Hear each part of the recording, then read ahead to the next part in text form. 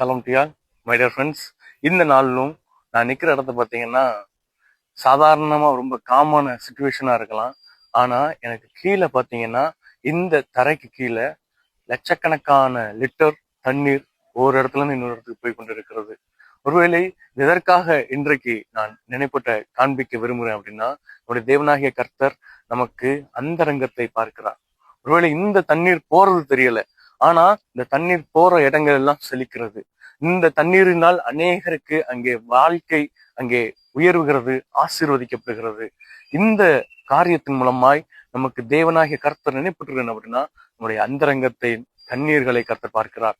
ஒருவேளை அதில் உள்ள அங்கலாய்ப்பை, அதில் உள்ள கண்ணீரின் பாதைகளை கர்த்தர் பார்க்கிறார். நம்ம எத்தனை நாட்கள் அதிகமாய் ஜெபித்திருப்போம், அழுது கொண்டிருப்போம்.